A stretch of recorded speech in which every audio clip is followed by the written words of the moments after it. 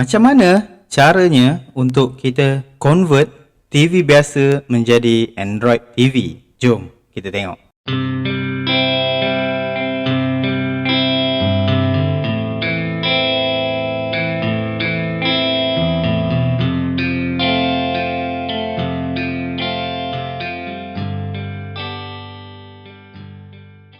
Okey baik, Assalamualaikum warahmatullahi taala wabarakatuh. So macam saya sebut di awal video, macam mana kita nak convert TV lama kita ataupun TV yang bukan Android, HD TV atau apa sahaja jenis TV yang bukan Android TV bertukar menjadi Android TV, Android player. Okey, so perkara yang pertama korang perlu ada adalah Raspberry Pi. Next korang perlu ada memory card. Kemudian yang ketiga, card reader. Yang keempat, kabel HDMI kepada mini HDMI. Yang kelima, power socket lah, power plug untuk Raspberry Pi Type C. Yang keenam adalah mouse. Korang perlu ada mouse. Dan yang terakhir, korang perlu ada keyboard. Tapi jangan lupa memory card perlu ada juga. So macam mana kita nak mulakan dia? So saya akan tunjuk macam mana kita nak download segala file yang diperlukan. Okay baik, so step dia adalah first kali korang buka Google, korang type Konstakang Raspberry Pi Pi 4.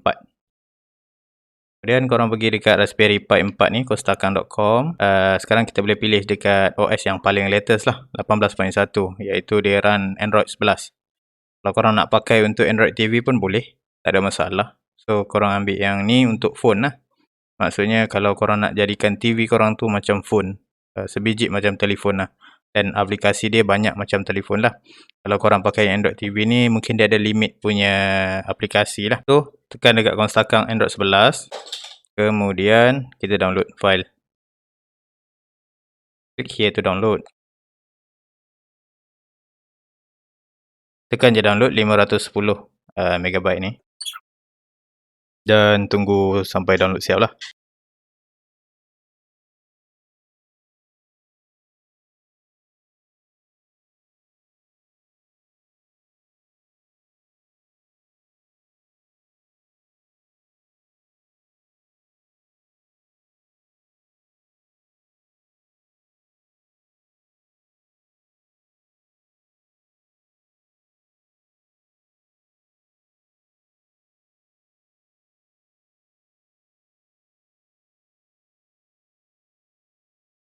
Okey, lepas selesai download, kita close saja dan kita ikut arahan seterusnya apa yang dia minta.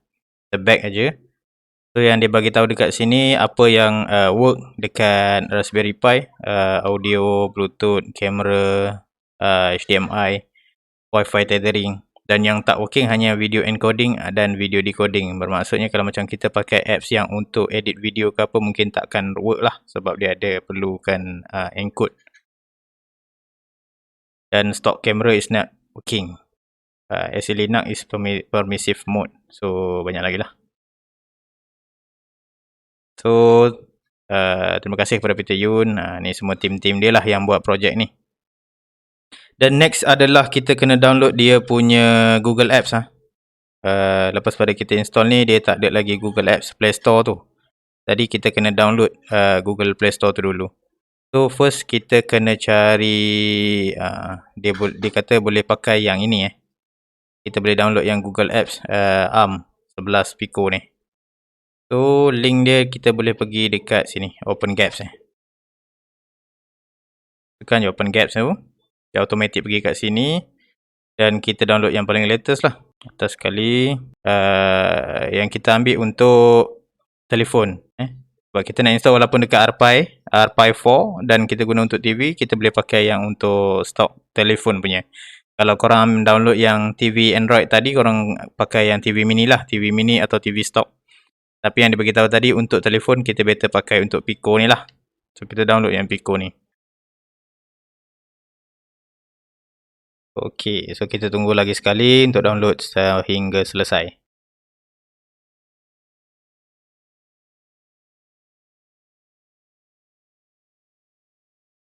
Okey, so kita dah download Google Apps punya file.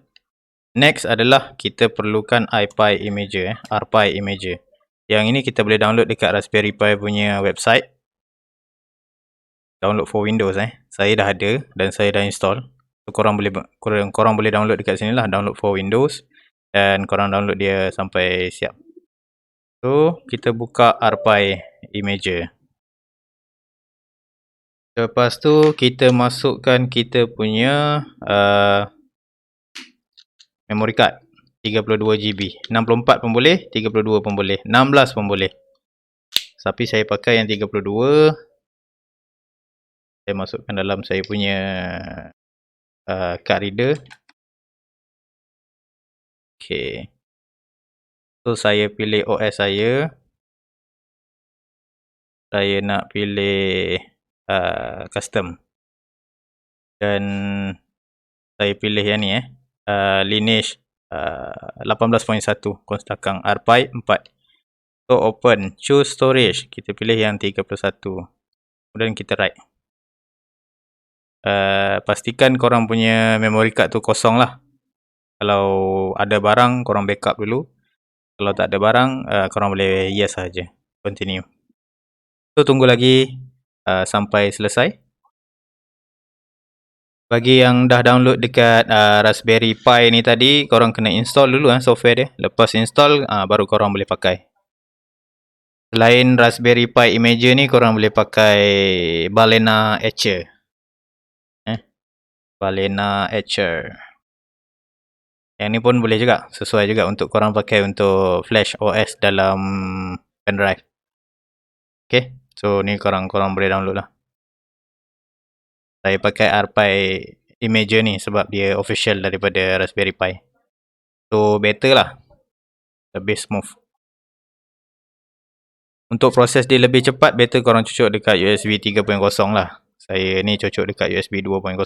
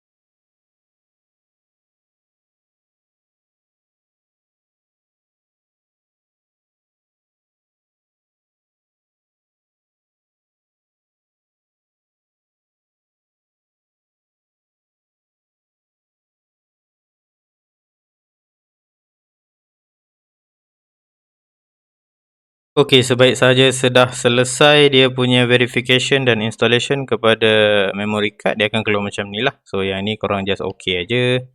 Yang ini pun cancel. Okay, cancel. Dan dia kata Lineage OS dah di return di USB. So, you can now remove the SD card. So, just continue aja. Yang ini kita pangkah. Yang ini sebab dia buat banyak sangat partition untuk kita ni lah. So, kita remove saja memory card. Okay, dia dah auto remove kan. Jadi untuk kita check betul tak, kita masukkan balik. Okay, so banyak yang dia minta untuk format. So tak apa sebab ini partition yang terlalu banyak untuk dia buat. So kejap lagi kita akan format balik lah. So dia automatic buatkan 1, 2, 3 partition dekat kita. So kita boleh check dekat disk management disk management. Nampak dekat disk ni dia ada E. Lepas tu dia ada partition yang dia akan pakai untuk installation nanti. Dan yang ini kita akan besarkan selepas pada video seterusnya lah. So bila kita dah settle ini, kita try setup di TV. Okey, tak lupa sebelum tu kita perlu transfer kita punya Android Google Apps tadi tu kat pendrive supaya nanti bila kita connectkan dekat TV nanti, kita boleh terus installkan Google Apps pada RPi kita lah.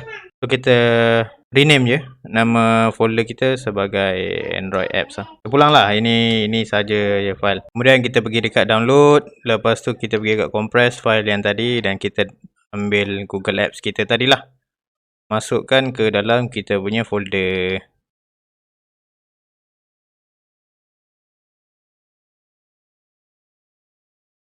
Okey, sudah selesai. Kita hanya eject saja kita punya USB lah. Lepas tu kita sambung dekat TV. Okey, baik. So, benda pertama yang korang kena set up adalah TV lah. Kemudian Raspberry tersebut dan memory card tadi yang kita dah installkan, Lineage OS 18.1 Android 11 dan pendrive yang kita dah letakkan Google Apps punya file. Kemudian ini adalah untuk mouse dan keyboard. So kita sambungkan mouse dan keyboard tu di sini. Kemudian memory card tadi kita cabut, yang lama kita keluarkan. Yang ini yang saya pakai ni adalah Android 10 So ini saya simpan dan saya akan pakai Android 11 di sini. So kita sambungkan kabel-kabel dia ya. Kita perlukan kabel Type C di sini dan HDMI di sini. Kita turn on plug Android kita dah boot. Kita tunggu proses instalasi sehingga selesai macam kita boot up kita punya Android untuk first time lah. So ni adalah logo untuk Lineage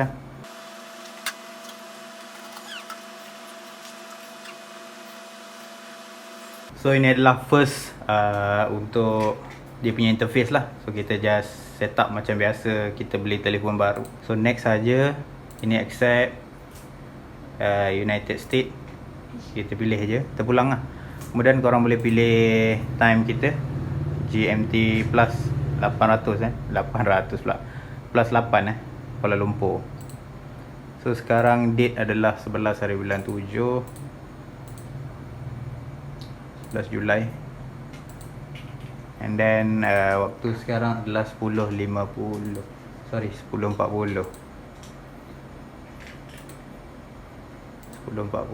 PM. Dan next saja.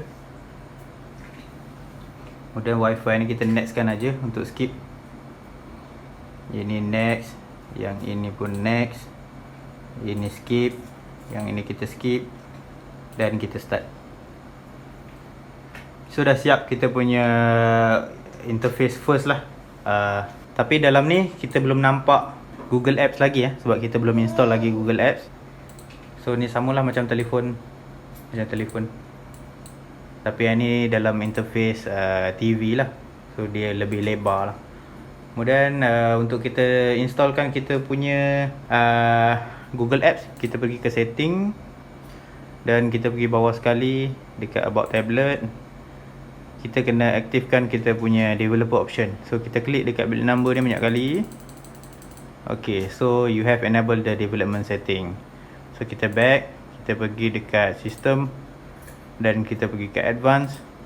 Kita pergi dekat developer option. Kalau korang nak activatekan terminal pun boleh. Setting dekat local terminal ni on kan. Tapi ni tak berapa penting lah. Kemudian kita pergi ke advance setting Kita type advance. So advance restart untuk kita pergi ke boot recovery lah. So yang ini kita advance restart, kita turn on kan. Ini kita dah turn on kan. Kemudian kita tekan button F5, kita pergi ke restart dan sini ada button recovery. So sebelum kita tekan dekat recovery ni, kita kena masukkan pendrive lah dekat Raspberry Pi kita. So kita tekan button recovery. So sistem akan restart dan akan pergi kepada TWRP Team Win untuk recovery partition, recovery project. Okay, then kita pergi kepada mount. Kita mountkan ini kita dah activate USB. Kita dah activate USB dan kita just select storage saja. Kalau belum, kita just tanda lah. Kalau file yang korang download tu dekat sistem, korang boleh aktifkan sistem ni lah. Tapi tak perlulah sebab kita pakai USB. So kita tekan button install. kita pergi select storage dan kita pilih USB. Dan kita letak dekat Android app tadi, yang ini. So yang ini kita pilih dan kita swipe to confirm flash. Proses ambil masa.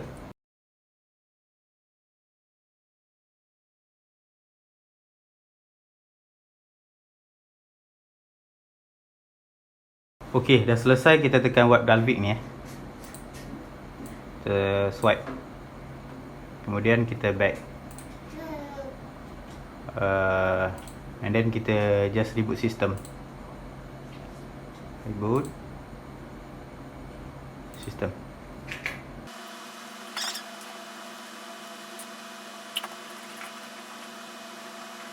So dia akan melalui proses yang samalah macam instalasi awal-awal tadi, tapi dia akan ada penambahan sikit untuk Google punya aplikasi lah.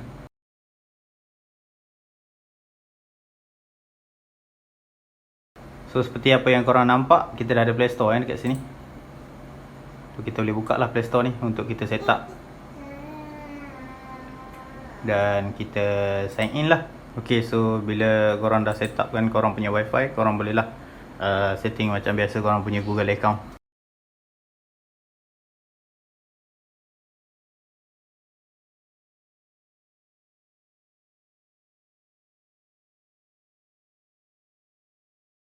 Ok, once korang dah sign in, dia akan keluar macam ni lah. So korang boleh download aplikasi lah. So kita try YouTube lah. Ok, so setelah kita install pelbagai aplikasi, kita boleh check satu-satu ya. So sekarang YouTube saya dah install. Kita boleh play lah apa-apa saja video. Betul ke orang kata telefon yes masuk SIM card lain tak boleh 4G? Jom kita review. So saya mutekan video So dekat sini pun kita boleh pakai resolusi yang tinggi So korang boleh try lah mana-mana setting yang sesuai dengan TV korang dan Raspberry Pi korang. Mendapat 3G. Ya, memang saya boleh cakap macam tu. So video agak cantik So ini adalah YouTube kita play YouTube. Dan next adalah so dia boleh playback kat bawah Kemudian kita try Cyber TV. Ini aplikasi untuk TV lah, yang saya pun ada jual. So ni TV 2 dan TV 3.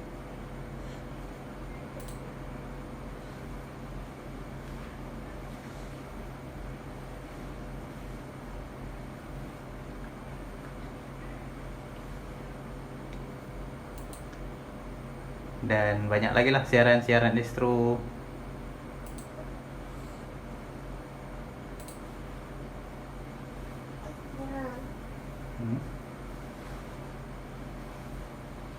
Distro ceria.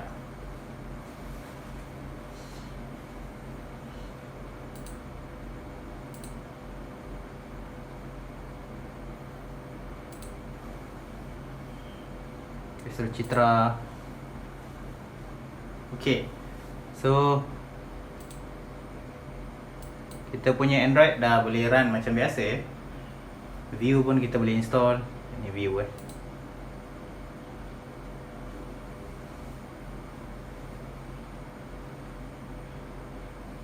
sama lah macam Android. So korang boleh setting lah korang punya Android TV menggunakan Raspberry Pi ni untuk install apps yang korang suka.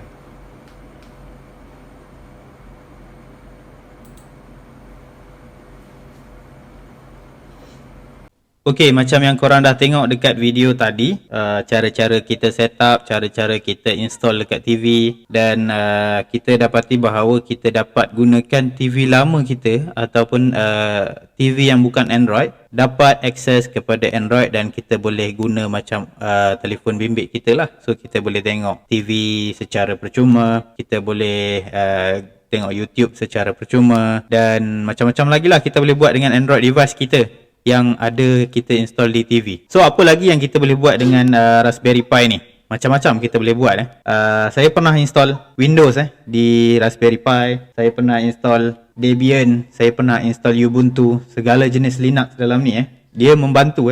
Dan ada juga saya pakai RetroPie. RetroPie juga boleh masuk di sini. So saya boleh main PlayStation 1, PlayStation 2, PSP punya game, NES punya game, Game Boy Advance punya game. Semua boleh diinstall dalam Raspberry Pi ni lah. So Raspberry Pi ada pelbagai jenis fungsi lah untuk kita guna. So berapa harga Raspberry Pi ni? Saya beli sekitar harga 490 di Shopee. Satu set lah saya dapat Raspberry Pi. Saya dapat kabel HDMI, saya dapat dia punya power cable, saya dapat memory card, dan saya dapat tu lah casing dia sekali, dan juga card reader. So set tu saya dapat dengan harga 490. So mungkin agak mahal lah bagi korang yang nak guna Android box. Kalau korang beli Android box saja dah 150 saja terus complete set. Tapi yang itu dia punya spesifikasi hanyalah 1GB atau 16GB ROM saja. Tapi yang saya punya ni dia 8GB RAM. So 8GB RAM saya boleh guna untuk pelbagai aplikasi yang perlukan high spec lah. So saya boleh modify macam-macam dekat satu unit ni sahaja. Hanya menggunakan banyak memory card lah. So satu memory card ni saya set untuk Android. Satu memory card lagi saya set untuk Android TV.